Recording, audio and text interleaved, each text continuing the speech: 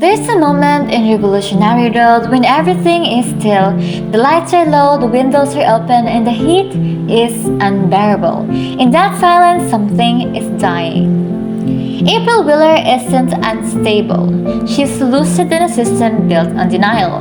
She lives in a perfect house with a working husband, 2 kids, a great lawn, and a ticking clock. But none of it means anything. She says it outright. It takes backbone to lead the life you want, Frank.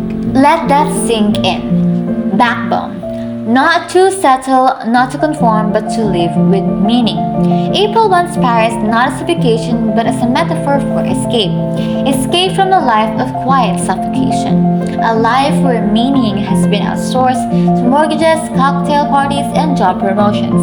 And Frank wants to want Paris, but he's terrified of it. This scene is not just a marital argument. It's a philosophical war between two people with irreconcilable belief systems. Here, April sees freedom as a truth, that we're dying inside, let's choose something real. And then Frank sees stability as virtue, that we're just doing fine here and let's not blow this whole thing up.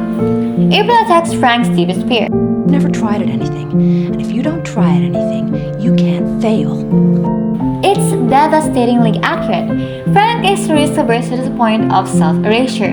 His masculinity is built entirely on maintenance, keeping the job, paying the bills, owning the house.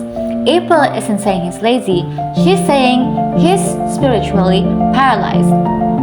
When Frank finds the abortion kit, he doesn't see a choice. He sees treason. Try. You do this, April. You do this, and I swear to God! You'll what? You'll leave me? Is that a threat or a promise? When did you buy this, April? How long have you had this? I want to know! Jesus Christ. You really are being melodramatic about this whole thing. As long as it's done in the first 12 weeks, it's perfectly safe. That's now, April! Don't I get a say? To him, April has violated the sacred contract of motherhood. But April doesn't want to kill a child. She wants to preserve herself.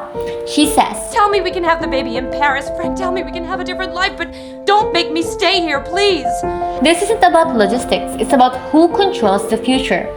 Frank sees the syringe as madness. Then we had another child to prove the first one wasn't a mistake. I mean, how long does it go on? Frank, do you actually want another child?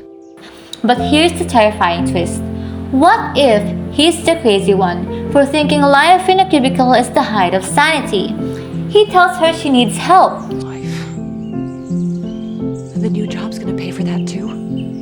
Translation, even my therapy is another line item on your expense sheet. Even my inner world is his responsibility. She's being financially managed, emotionally gaslit, and ideologically silenced. The entire scene climaxes not with a scream but with a knife twist of resignation. Without it, no one forgets the truth, Frank. You just said our daughter was a mistake. How do I know you didn't try to get rid of her or Michael for that matter? No. How do I know you didn't try to flush our entire fucking family down the toilet? That's not true! Of course I didn't! But how do I know, April?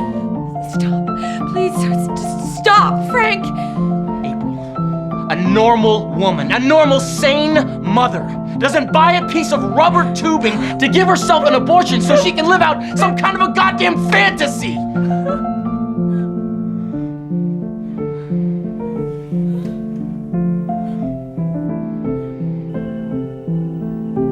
Okay.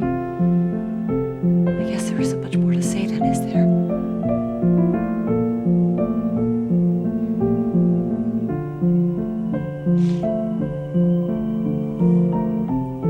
So I guess Paris was a pretty childish idea, huh? That maybe is a soul murder.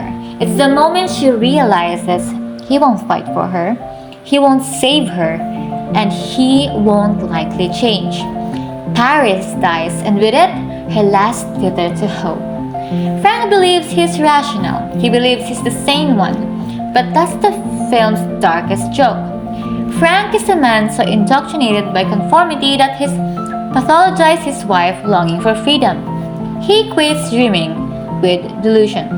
April, on the other hand, is punished not for being stable, but for being too clear-eyed. She sees through the lie. and the lie fights back. In the morning, April smiles at the kids. She bends down to speak at their level. She's finally playing the role Frank begged her to play. And that's how we know she's already gone. Frank watches from the window. He has everything he wanted.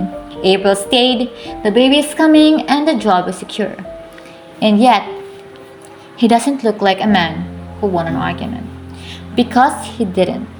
He won compliance, but he lost the woman.